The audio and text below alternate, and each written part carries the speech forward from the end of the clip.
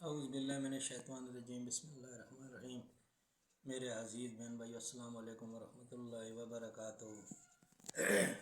اللہ تعالیٰ کا فرمان ہے، قل یا عبادی الذین اسرفوا علی انفسہم لا تقنطوا من رحمۃ اللہ ولا یغفر الذنوب جمیعا انہ ھو الغفور الرحیم۔ اللہ تعالیٰ فرماتا ہے، اے لوگوں جنہوں نے اپنی جانوں پر ظلم کیا، گناہ ہوئے، خطائیں کی ہیں، جو بھی ہوا، میری ذات سے نا امید نہ ہونا، اور میں تو بہت بخشنے والا مہربان ہوں۔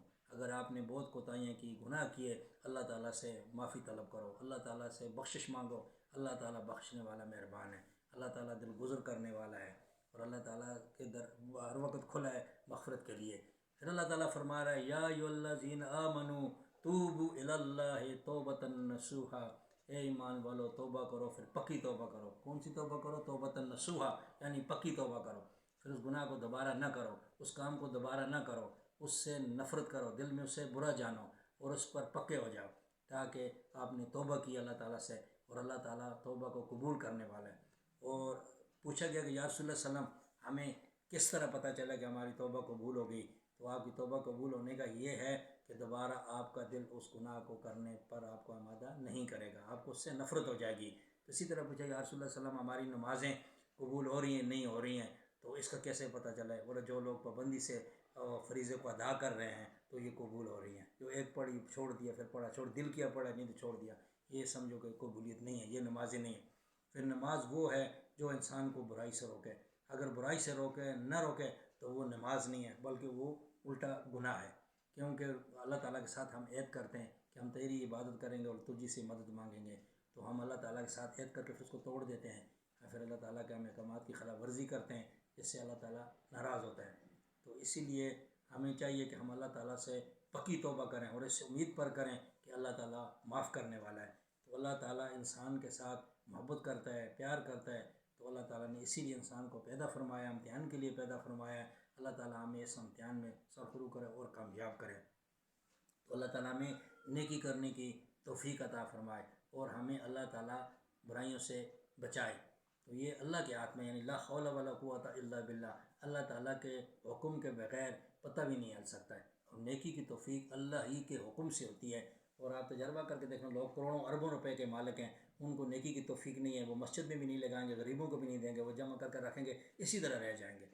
اور جن کو اللہ توفیق دیتے ہیں، ان کے پاس کچھ بھی نہیں ہوتا ہے، تو وہ کہتے ہیں آدھا میں اللہ کے راستے میں خرچ کر دوں، میرے کو آدھا بہت ہے، وہ اپنی ضرورت کے لیے رکھتے ہیں، اور وہ خوش ہوتے ہیں اللہ کے راستے میں خرچ کرنا۔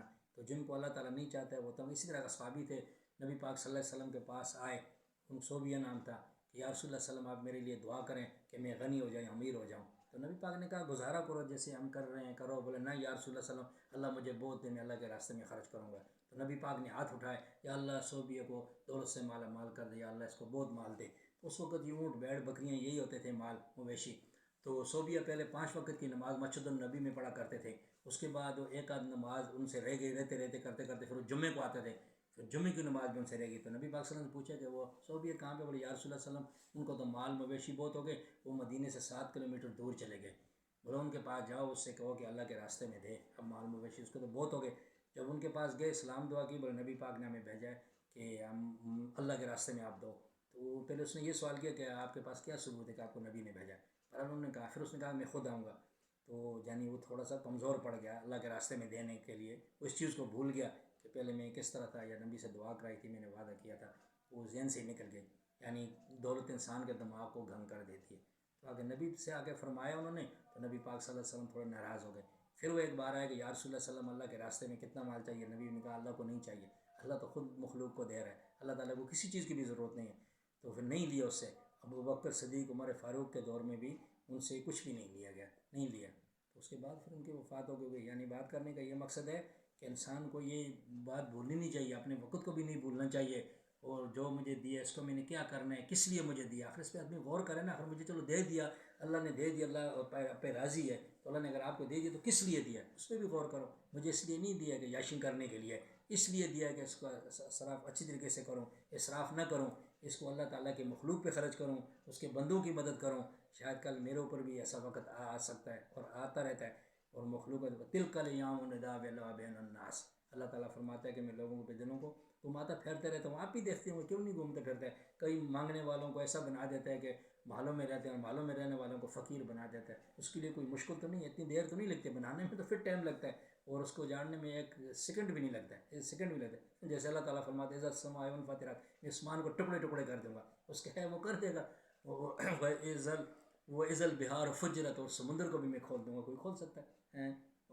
وزل قبور بوسرت, قبروں کو بھی اکھاڑ دوں گا. یہ اس کی طاقت ہے, یہ اس کا حکم ہے, اس کی چیز ہے. جس بندے کی چیز ہوتی ہے نا تو وہ اپنے ساتھ لے کے جاتا ہے, اس کو حق حاصل ہے. لیکن ہمارا کچھ بھی نہیں, ہم خالی ہاتھ جاتے ہیں, سب دوسروں کے لیے چھوڑ کے جاتے ہیں. اگر اس پہ ہم غور کریں تو اللہ تعالیٰ کے فضل و کرم سے ہم اللہ کے راستے میں بھی خرچ کریں, اپنی آخرت بھی سدھار سکتے ہیں, اور مطلب اچھی جگہ پہ ہم خرچ کریں.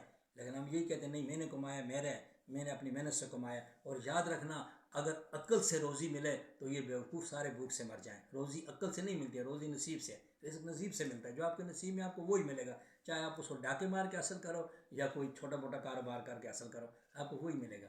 تو باقی دین کے لیے یہ ہے لیس الانسان الا ما سعى, لیس الانسان الا ما سعى. دین کے بارے میں انسان نے جتنی کوشش کی ہے اس کو اتنا ہی ملے گا انشاءاللہ. ہاں, جتنی آپ کوشش کرو, تہجد پڑھو, نماز پڑھو, اللہ کے راستے میں عبادت کرو, تو اللہ تعالیٰ آپ کو اس کا صلہ دے گا. تو اللہ تعالیٰ ہمیں اس تمام نیک و کام کو کرنے کی توفیق عطا فرمائے, اور اللہ تعالیٰ ہمارے دل میں دوسروں کے لیے ہمدردی پیدا کریں, اور اللہ تعالیٰ نے جو ہمیں دیا ہے اس میں سے اللہ اپنے راستے میں خرچ کرنے کی توفیق عطا فرمائے. جتنے بھی مسلمان ہیں اللہ تعالیٰ ان کی مغفرت کرے جو دنیا سے رخصت ہو گئے, اور جو لوگ زندہ ہیں اللہ تعالیٰ ان کو خاتمہ ایمان پہ کرے ان کا, اور اللہ تعالیٰ جو لوگ پریشانی مصیبتوں میں مبتلا ہے ان کی پریشانیوں کو دور فرمائے, اور جو بے روزگار ہیں ان کو حلال کا روزگار عطا فرمائے,